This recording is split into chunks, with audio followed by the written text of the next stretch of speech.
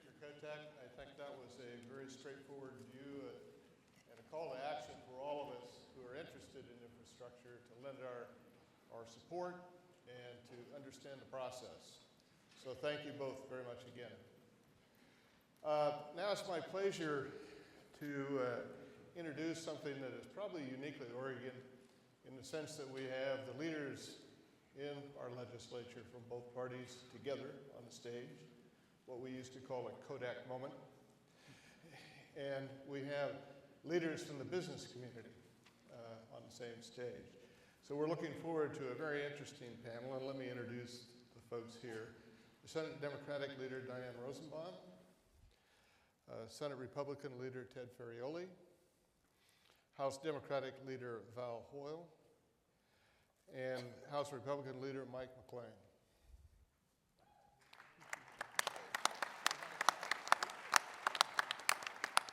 And on this side of the ring, we have Pat Wrighton, who is chair of Associated Oregon Industries, Mark Long, chair of the Oregon Business Association, Debbie Kitchen, chair of the Portland Business Alliance, and Malia Wasson, chair of the Oregon Business Council, whom you've met several times earlier today. So Pat, that's a little round of applause there. So I'm going to turn it over to the panels here to give us their views on where we're going, what's important, talk about infrastructure 2015. And Pat, I'm going to ask you to lead that off. Thanks, John. I too want to thank the leaders for being here and for the substantial role they play in the state. John, I want to congratulate you for your efforts leading a combined business community effort to put together a plan that I think is both detailed and is actionable. As has been pointed out, there's a lot of detail in your packet today, and there also is a card that looks like this. It has both the goals that should be now familiar for 2020 as well as a simplified breakdown of the 3 top key priorities, and I'll read them. Connect education with careers, put our natural resources to work, modernize our infrastructure. So the question is, very simply, are these the right priorities? And if so, how do we get them done? And maybe also taking after President Courtney's remarks, how do we help? I'd be happy to have any of you step up and take those on. I'll be happy to start, Pat. And I think these are the right priorities because clearly these things are all connected with each other. I think in terms of our 18 Senate Democrats, we feel like we've been working to build a foundation on the education to work pathway, and we're extremely glad to see that as the very first thing that was listed. We've already put, we think, about $11 million into rebuilding the state's career and technical education. And earlier today, we heard from a couple of young people, Derek and Michelle, who benefited from those investments.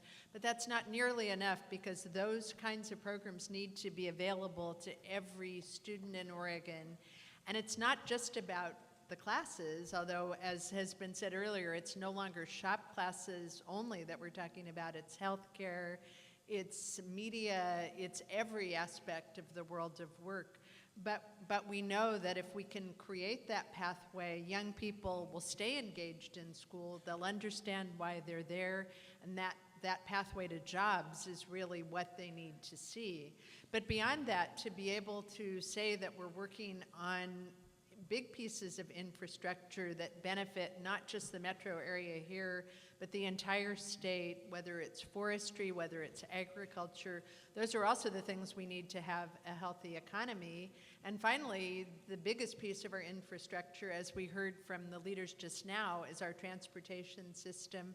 Won't be easy to get there, but we think we will get out of the mud, and we will find a way to get there, and we absolutely cannot have a healthy economy until we solve that transportation problem. Just to be as direct as I can be in answering your question, I do think that the priorities that have been outlined for this conference are correct. connecting education with careers, putting natural resources back to work for Oregon, and modernizing our infrastructure are wonderful goals. As a matter of fact, who could argue with any of those goals? I do appreciate the fact that President Courtney, Michael Aloysius Courtney, I'm not even sure how many middle names he has. I do appreciate the fact that he's pointed out it's going to be difficult to get there.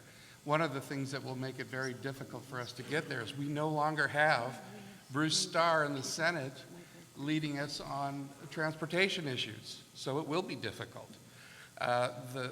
If the transportation infrastructure is a big issue, certainly connecting the dots with, between education and careers is just as great and just as important an issue. We've been trying to figure out a way to put natural resource communities back to work for Oregon for a decade. We have not found the way forward yet. But I will tell you, how the legislative session rolls out, how members treat each other, how the interpersonal works together, it will probably be as impactful as the quality of the ideas and the ideals that people bring to the legislature. I have been listening to people talk about their agendas, not an Oregon agenda, but their agenda. And I'm hearing proposals for a $15 minimum wage, additional causes of action for class action lawsuits, extension of the low carbon fuel standards, and other issues where people have a constituency in mind and connection with that constituency and commitment to that constituency. So I'll just give you a juxtaposition. When we're trying to get to a far horizon, we have to also realize that the bugs are going to be hitting the glass. So it's hard to keep your vision clear when the bugs are hitting the glass. So I will tell you, if the legislature wants to focus on high ideals and long-range successes, then they better figure out a way to work together on the daily issues so that the personal agendas don't overshadow the long-term Oregon agenda. So I would just tell you that the difficulty in this legislative session will be to keep in mind those ideals, to keep moving forward on the agendas that are really truly the Oregon agendas, and not to get bogged down in what President Courtney called the mud. So that's our challenge for this legislative session, and I hope we're equal to it. Sometimes you're the windshield, sometimes you're the bug. There you go. That's true. So I think the question is, does the business plan have the right goals, and what is it going to take to accomplish those goals? So yes, I think, you know, as was said by Senator Ferrioli, the goals, who could argue with these goals? Increasing prosperity, we'd love to do that. Investing in infrastructure, I think is essential. Across the state, one of the best things we can do is invest in infrastructure because it benefits future generations and creates good paying jobs. And with those jobs, people pay taxes that fund our education system and all of the safety net services and public safety that are all very important. And boosting rural economies, absolutely essential. Now, when we get into the building, we have 90 individuals, and I will tell you, as someone that has run for office, that you have to have a strong personality to run for office. There's a lot of prima donnas in the building, and I count myself as one of them. And I manage, you know, a caucus of 35 of us. So there's a lot of personalities, 90 individuals in the governor, but it is a collaborative body. And what I'm most proud of is that unlike the federal government, we have been able to work together, and I hope to continue that. I feel very grateful that I have a good working relationship with Representative McLand, the Republican leader. We don't always agree. Being bipartisan doesn't mean that we have to agree, but it means that we have to work together where possible, and on a transportation package, it will be difficult. Our Senate President, Peter Michael Coleman Courtney, said this will be tough, and yes, it will be tough, because for Republicans, taking this vote means they risk getting targeted in a primary.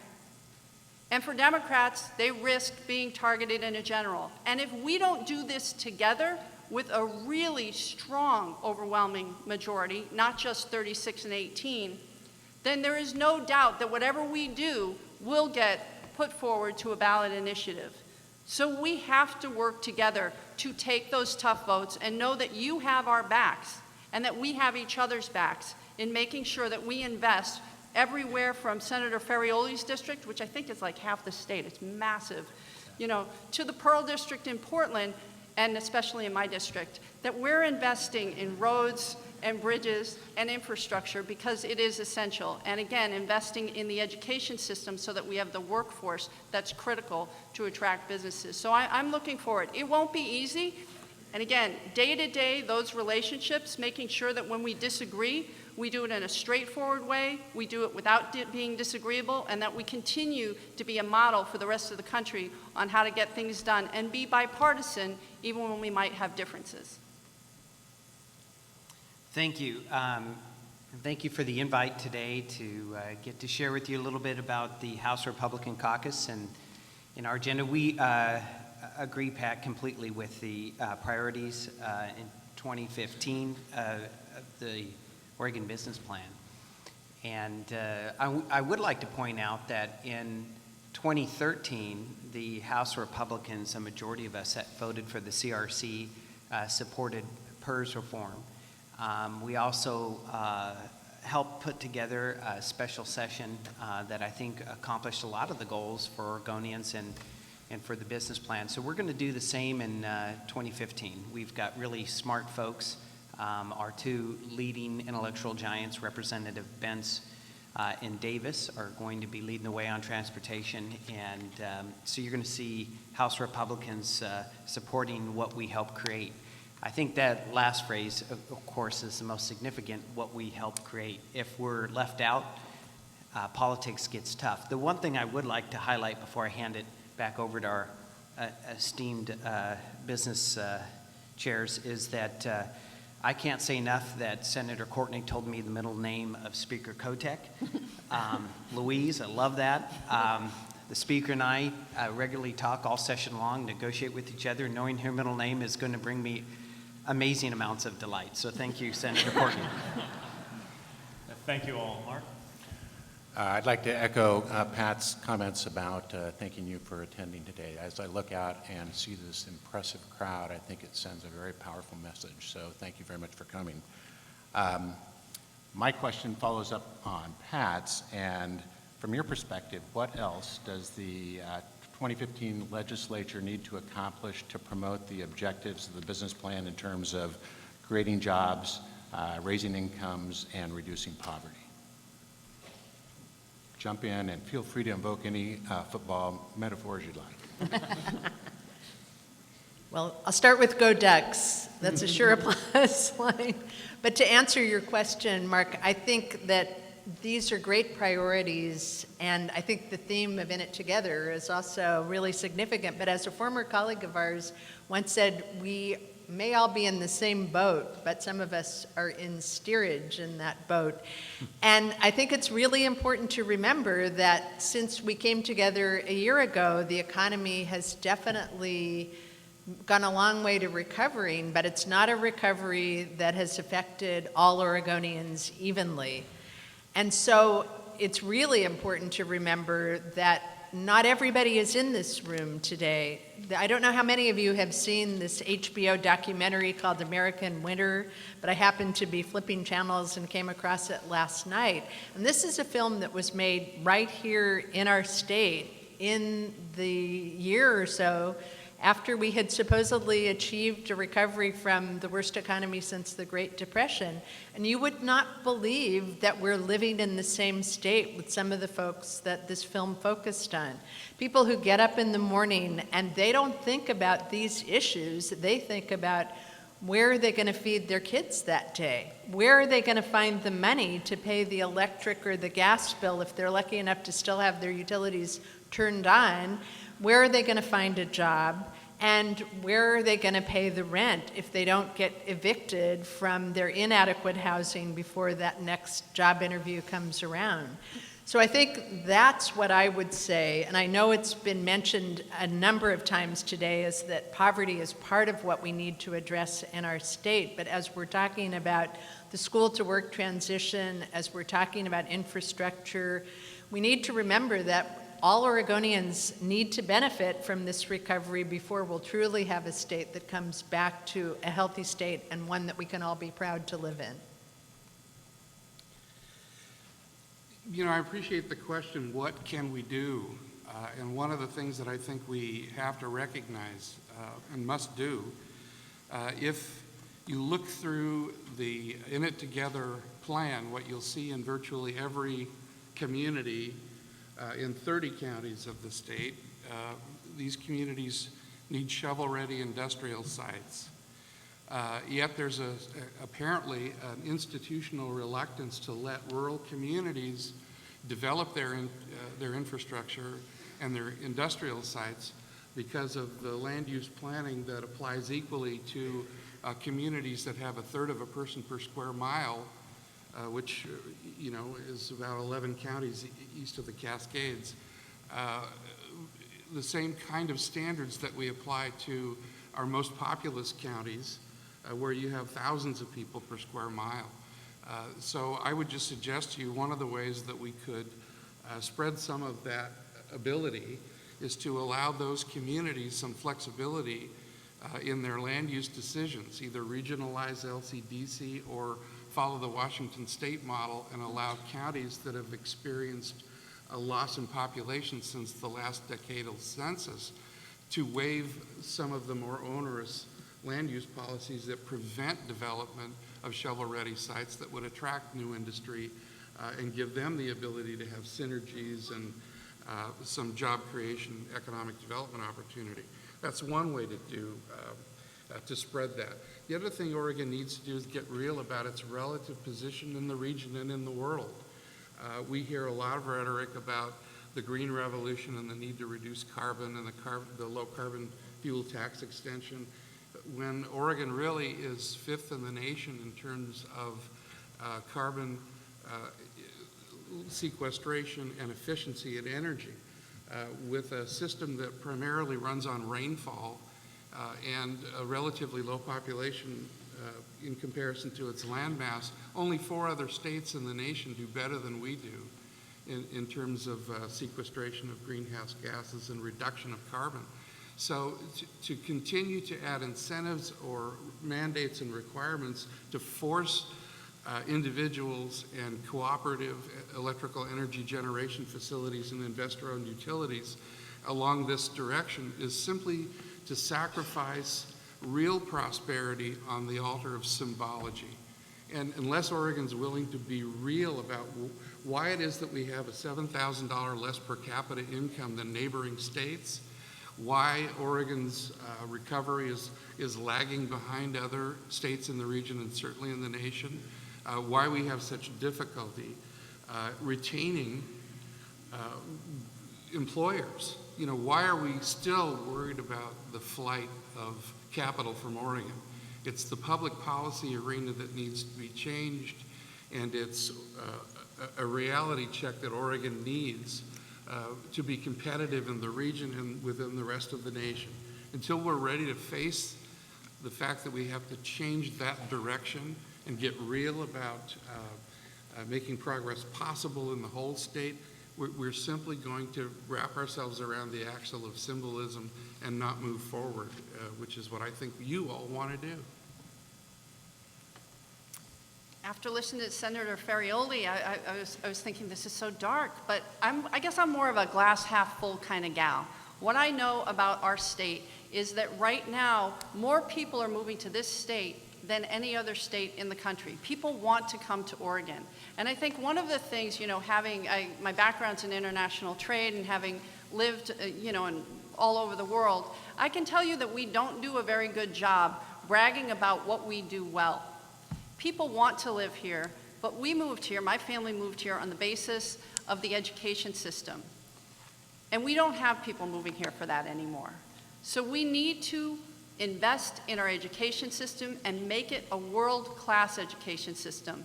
Turn around the decades of disinvestment, because then we will build that workforce and we will have people come here because it is a great place to raise a family. It is a great place to live.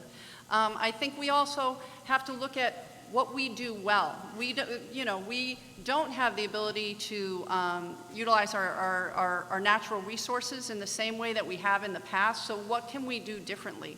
The one sector that was actually didn't decrease during the recession was international trade. How can we make sure that we build the brand of Oregon?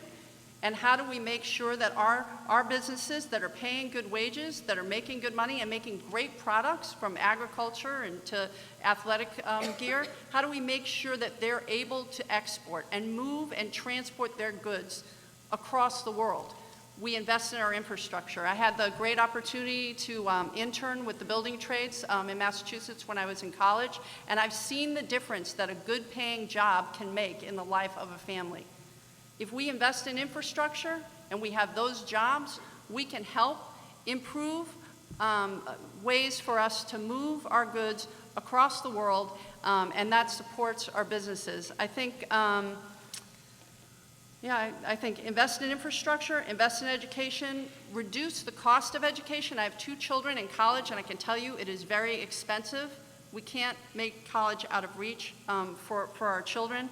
And finally, we need to find a way to reduce the staggering high cost of childcare. We have the highest childcare costs in the nation. And the cost of low-quality childcare is a cost that we cannot afford. So we need to figure out how to do that. So from birth through higher education, we need to make a determination to invest in our children. Thank you. Mark, I appreciate your question, and it was in addition to the business plan, what other things we would throw in there. So I won't repeat what you've already set forth in a very concise document, and I, of course, want to give a shout out to Jeremy Rogers for his efforts there, and Duncan. I think this is really a very good document. I'd just add that there are a couple other things I didn't see in there that I think could help achieve the collective goals that we have.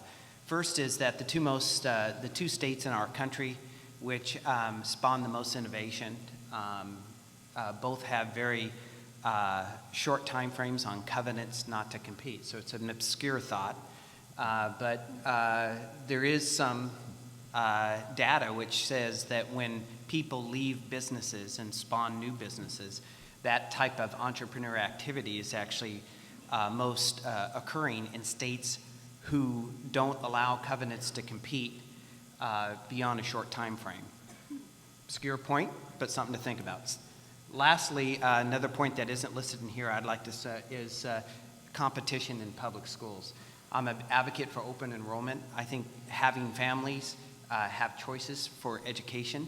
There's nothing that actually is indicative of a child's success than engaged parents. So let's free up parents to choose the best education environment for their child. And if that means it's not necessarily your local school in your zip code, then let them go to the public school of their choice. Let's lower the borders. Let's free kids with technology and let them go where they want to go to school. I think we'll see more success and better outcomes in education. Thank you. Great, and we really appreciate all the comments that we're getting today from our legislative leaders. Unfortunately, we've been getting the cue that we're running a little short on time, so I'll be quick with my questions, and hopefully we can stay on track for the program. That's a hint.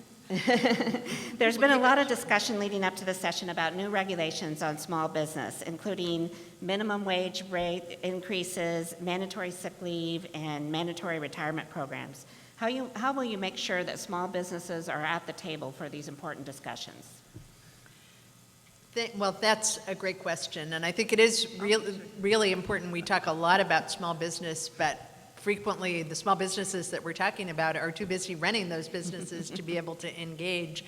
I think in terms of some of the issues that you mentioned, I'll start with retirement security. We created last session a task force on retirement security that's been meeting over the last 2 years, and part of what they have come up with that I think we'll be discussing during this upcoming session is having the ability for the Oregonians who don't have access to a retirement program right now, which is roughly half of all employees have no retirement at all, and we know that about 1 in 4 have less than $1,000 saved toward their own retirement. So the idea would be, can we as a state give those folks access to a savings plan when they don't have one currently, so that they can start to build that kind of security? I would argue that that's something that would really benefit a lot of small businesses that aren't big enough or in a position to have such a program for themselves. So really, rather than a mandatory program, it's something that would be an alternative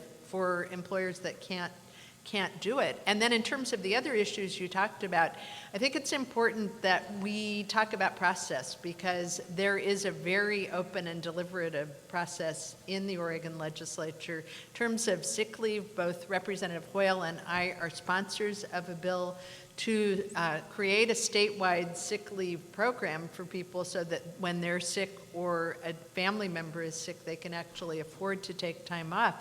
But nothing has been decided. Already there's been a big table put together that includes small business voices, large business voices, and employee voices to discuss what such a system would look like that could be an alternative to a patchwork of laws. And I also think, as we're heading toward a session which will really start in earnest in the beginning of February, it really welcomes all comers and all voices to be part of that discussion. We have probably one of the most open processes in the country for deliberation, and I'd encourage everybody in the room, and certainly small business folks, to be part of that discussion.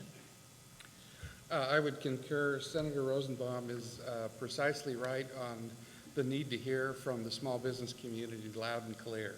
If you believe that a minimum wage mandatory $15 an hour standard is something that can't be sustainable and will result in displacement of employment, let us know.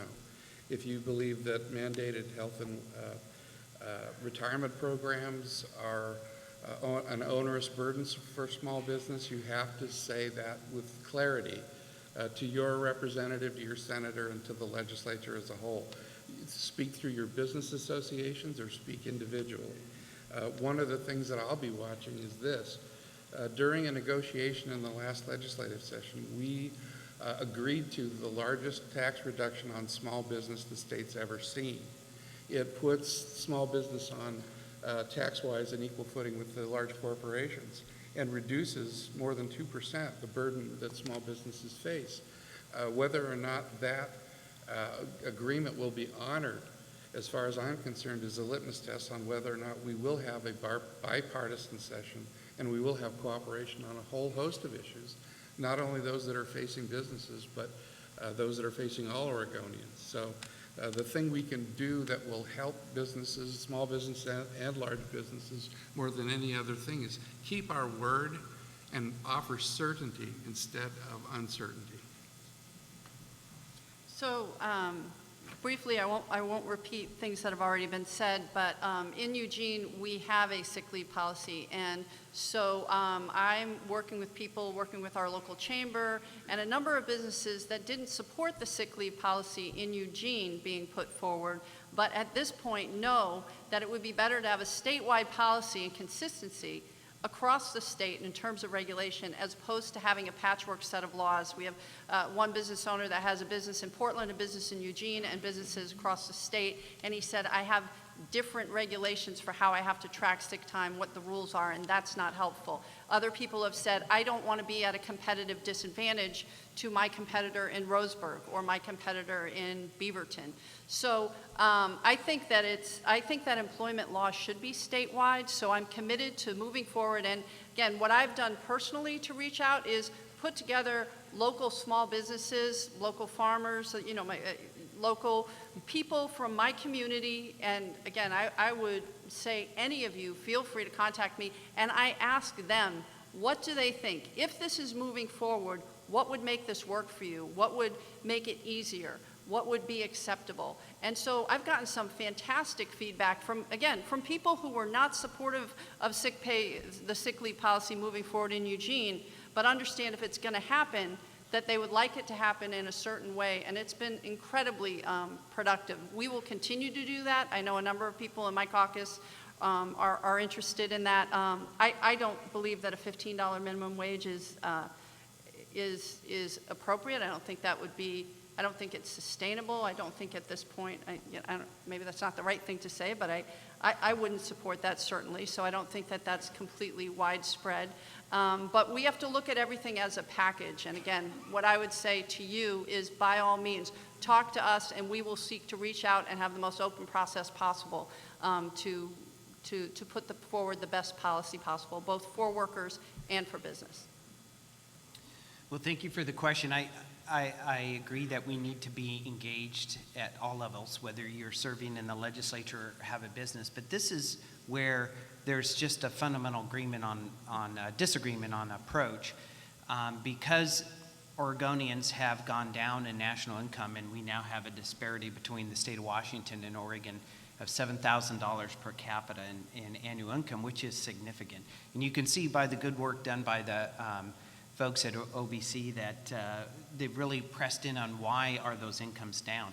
But because people aren't saving enough or not putting enough for retirement, I think the majority party's approach is to mandate it. First of all, it's not true that people don't have access to retirement accounts.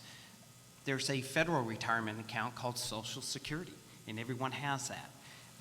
We also have a plethora of private options. But to have the state say, because our incomes are down and people aren't saving enough, we're going to mandate a state retirement system is, again, positioning the state government to be the solution for private sector business problems. We're not supposed to be the solution. We're supposed to be your support for solving the problems. That is why we come together and solve infrastructure challenges and things like that. But when it comes to so much of the small business regulations, there's just a fundamental difference between our respective caucuses on approach. We would rather have you empowered, and I think the majority party would rather make those decisions for you. So in that regard, I think the answer to your question is look out. 2015's coming. Okay, we're down to 1 minute.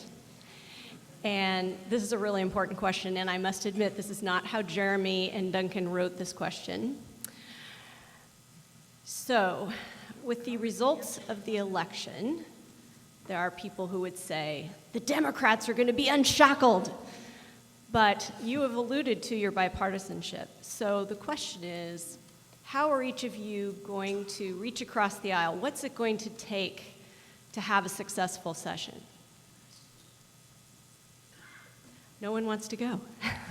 Lots of Jamesons. That's how we solve it. So alcohol is the I solution? can't speak for the Senate. No, The that's Senate just joking. is more mature. I hear the House has more fun. Is that true? That is absolutely true. Absolutely true. I think you can't look at the Democratic caucus as monolithic. I mean, one of the main reasons that I ran for caucus leader was I wanted to ensure that the voice of downstate was represented. I mean, we have a lot of our caucus that is from the Portland metro area, and they're all wonderful, but they have a very different reality than people from timber-dependent counties like Lane County and counties on the coast. So just because you have an R after your name or a D after your name, in the campaigns, it's really easy to know what a win is, to know what your team is, to know, what your goals are. But when you get in the building, it isn't as clear who your team is or what a win is. And you would be surprised at what coalitions form together and how we work together. And on what things we don't agree on. But again, I think you can't just look at it as a block of Ds and a block of Rs. We're each 90 individuals, each one that comes to that building wanting to do the best thing for this state and the best thing for that district. And we have different beliefs, but the key is how we disagree and how we come to solutions. And if we can disagree without being disagreeable, fight hard but fight fair, and accomplish things together, a certain group of things together, because we won't agree on everything, I think that we can all count that as a win, and I believe that that can happen. Well, and I'd add this, at least my perspective being the leader of the minority party. As they say, you're always judged by how you treat the least of these. I'm going to hold you to that, Representative Hoyle. Look, Val Hoyle and Tina Kotek, who lead the Democratic Caucus, and in campaigns we're opponents, but we're not enemies. Our enemies are ignorance and poverty and illiteracy. Those are the enemies that we share, and we are trying to fight on a common front against that. We are opponents in campaigns. We have different viewpoints on how to solve these problems, but I'll give a credit to Governor Kitzhaber. In 2013, he just refused to quit when it came to PERS reform and some tax solutions, education funding, and frankly, the great bipartisan effort of 2015 is going to be how the majority party in the legislature deals with a governor who wants to be a moderate and get things done. And I get a front row seat. Good answer. I'll make this, yeah, let's hear it. I'll make this brief. I agree with that sentiment wholeheartedly. 30 counties in Oregon are red, 6 are blue. If the people in the rest of Oregon feel disenfranchised, nothing will work. So I will tell you that the effort that I'm feeling and seeing and hearing today about the priorities for 2015 are an excellent opportunity for the legislature to reach out, to reconnect, to solve problems on a statewide basis. If those that are living in the more populous blue counties can reach past their own priorities and look at Oregon priorities, if the policymakers can help remove the obstacles to regaining rural prosperity in those 30 red counties, this will be a tremendous opportunity and a great session. And we will look back and talk about it as, the model for bipartisanship. If what we see is the typical reaction after an election that can only be considered a rout, if the spoils system is alive and well in the state of Oregon, what we will see is quite a different picture, and nothing else will proceed as we hope that it would. So, again, the majority party will call the tune.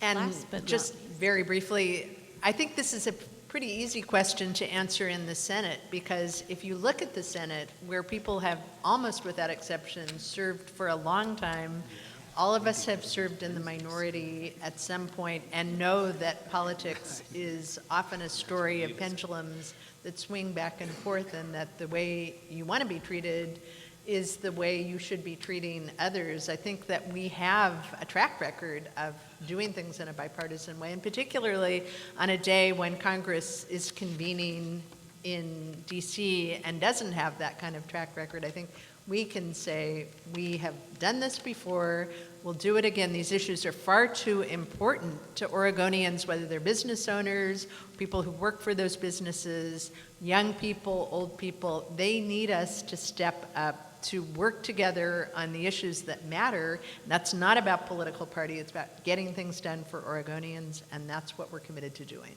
Thank you. And on behalf of the 4 chairs here, we thank you for not only your time today, but your hard work and leadership and commitment to this state. So thank you very much. And I'm going to... I don't think so. You're just supposed to make me look good at it. In some...